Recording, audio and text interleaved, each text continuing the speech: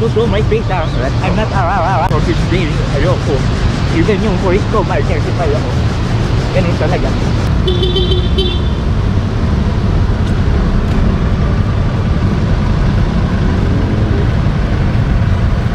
Napakaraming signages po dito sa Panay Avenue. Ang lalaki, ang lilinaw, at mayat maya po ang signages dito. Tinanatended, ayun, walang driver. Pasok na pasok sa may bangketa. Okupado pong bangketa.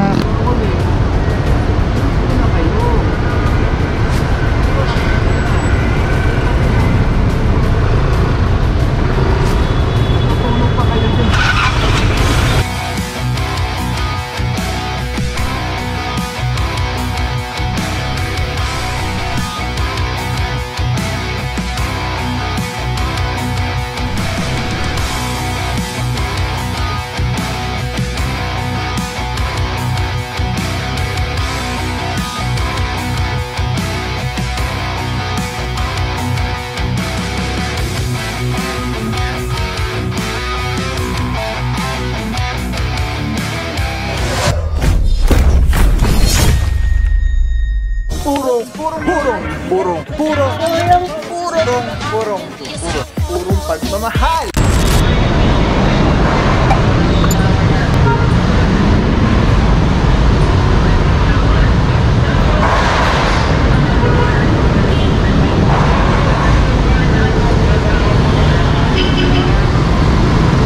What is up guys? Mama Pauli po pagmamahal.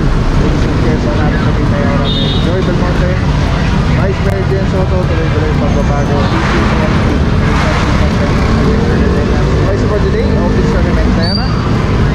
At maulang Tuesday. Kamusta ang long weekend nyo? Sobrang long. Grabe no, 4 days. Sana all na nakapagpakasyon, ano?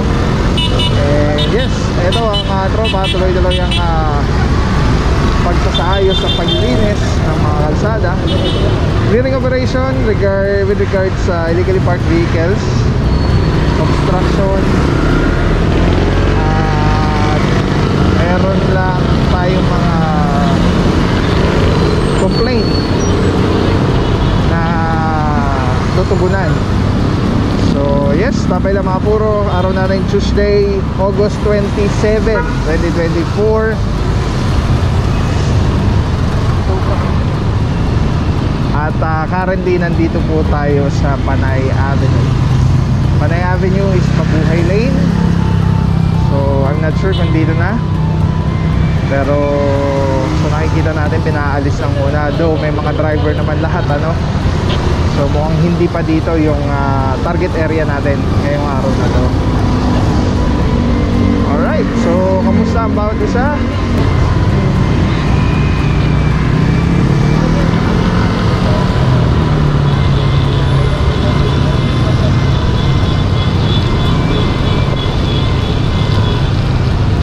Malakas-lakas yung ambon, ha. Kailangan yata natin magkapote. Oh, bangga. Banggaan pa din eh.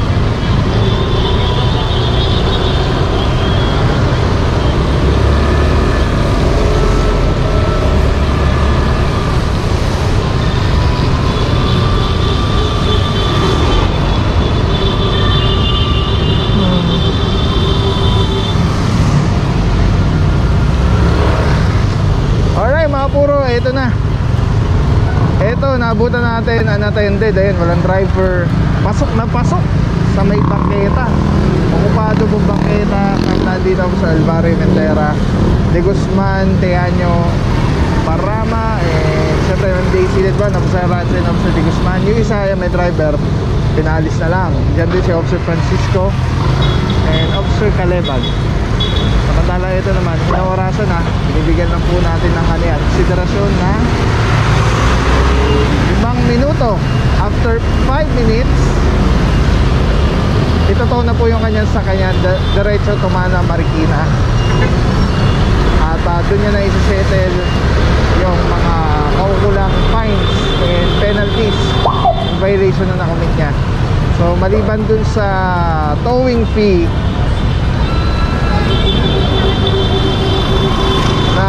nagbabiyahe nung sasakyan niya ng nakatow, on top of it is iba pa yung babayaran niya dun sa penalty dun sa violation, yung illegal parking. So dito mga puro, ito may mga pinaalis na lang mga driver. Ito unattended, ito attended naman, pinaalis na lang po.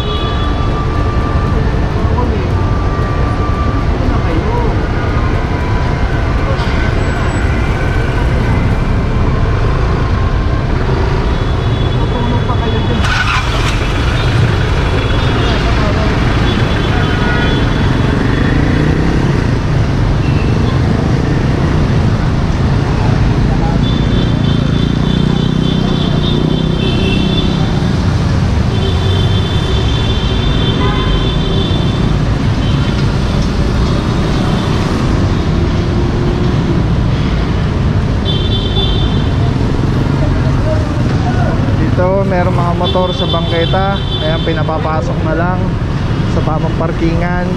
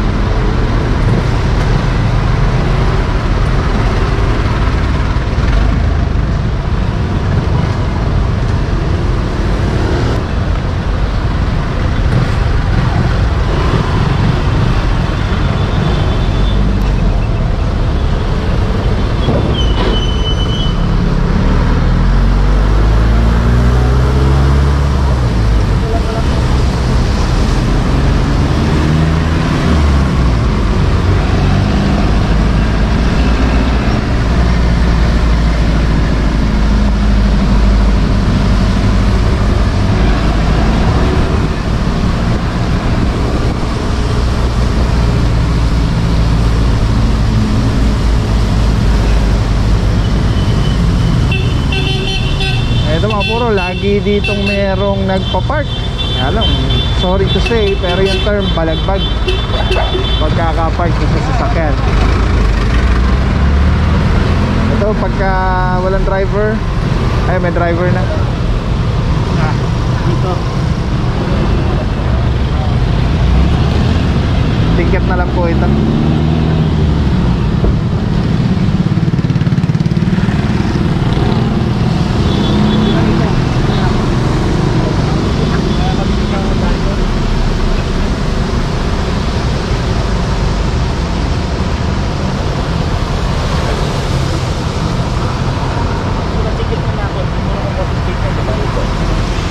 Ay mga puro, very cooperating naman yung driver at ano naman I'm not asking you to do my face, I'm not for 6 days. I walk home. Even yung voice ko, my taxi pa yun. Ganun talaga. Sige po.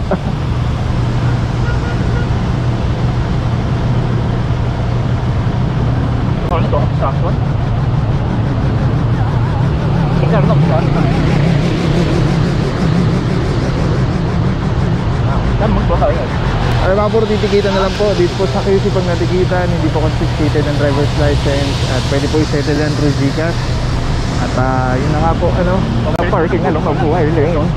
At nasa out na po yung bangketa. very cooperating naman yung driver mga puro, titikitan na lang po yan. At advance na po tayo dahil yung tropa ando na para makover po natin yung the rest na nangyayaring clearing operation. Nakatawid na sila.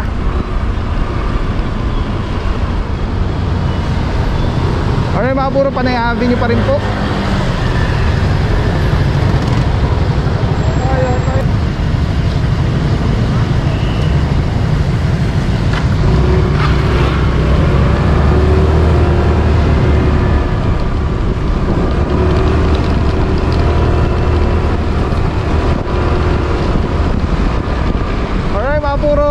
natin ang Panay Avenue.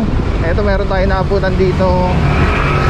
Hindi natin alam kung naorasan na to or kung ilang minuto na siya. Sama na dito sa Armentera, isang Toyota Hilux. At currently ito nga po ay inaorasan. Good morning, bossing, team leader natin today. Makikita nyo mga puro, no, nakatiklop yung mga side mirror ng sasakyan. At usually dito may mga gwardiya naman dito. At matagal naman na tayo ditong nag-ooperate na rin, ano? At nasasabihan sila na bawal talaga dito. At the same time, napakaraming signages po dito sa Panay Avenue. Ang lalaki, ang lilinaw. At mayat maya po ang signages dito. So far mga puro, mukhang ito pa lang yung unang sasakyan na matotow natin ng team. Kasama na dyan si Officer Calebag, Parama and Armentera. So paalala muli dito sa mga residente dito sa area. Usually kasi dito sa Panay, marami po kasi dito mga kondo. So kapag establishment, makita nyo lumalabas agad yung driver, nagpapatiket na lang. Kasi nga katulad nun, yung si sir siguro bumibili doon.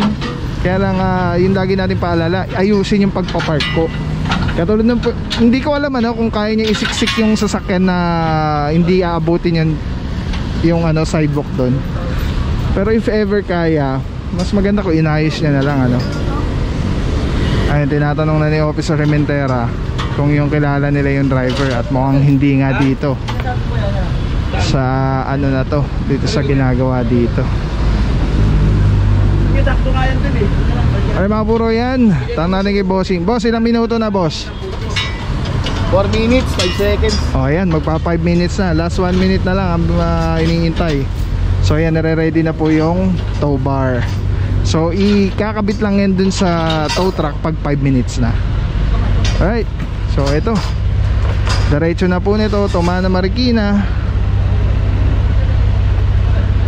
First 4 kilometers 1,500. Tapos succeeding is 200 ng 200 every kilometer. Papunta yan hanggang dun po sa Marikina, sa Tumana. Mula dito kung saan siya kinuha. Tapos binivideoan po yan paikot para makita kung may mga existing damages. Kasi baka if ever na mag-claim yung may-ari ng sasakyan na na-damage yung sasakyan niya upon towing, meron pong proof yung towing company na maipapakita na meron na pong damage yan bago pa namin kunin o bago pa namin ito. Kasi po liable ang towing company sa kung ano man damages sa mga acquire ng sasakyan nung tinaw po siya. Alright, yan mga puro, 5 minuto na. Kaya nag-stop na rin mag-video si bossing. Sigurado hindi lang 5 minuto yan, sobra-sobra.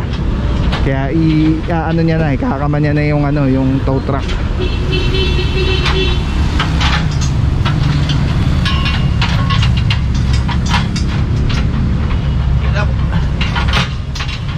Walang reserva.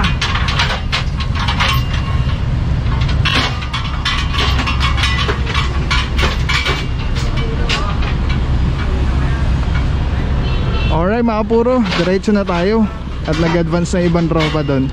Pero ito, towed na po ito. Let's go guys. May bago pala sa sa YouTube pag sinabi ko daw yung like, comment, and subscribe, iilaw daw yung mga buttons. So please guys, like. Kung tingin nyo this is helpful, sana meron tayo kahit paano konti matutunan regarding traffic rules and regulations sa kalsada. Please kindly like po, and comment na rin kung ano sa tingin nyo, kamusta yung ginagawang trabaho ng tropa. At kung meron kayong mga suggestions and comments, open naman po yan sa lahat. Wag lang mga bad words yan, automatic nag-hide po yung comments yan pagka may bad words kayo nilagay. So like, comment, and syempre lagi po kayong updated, lagi kayong notify ng mga new videos natin. Nag-upload po tayo araw-araw as much as we can. So please subscribe po, tapos hit mo na rin yung notification bell para lagi ka updated sa mga videos natin sa kalsada.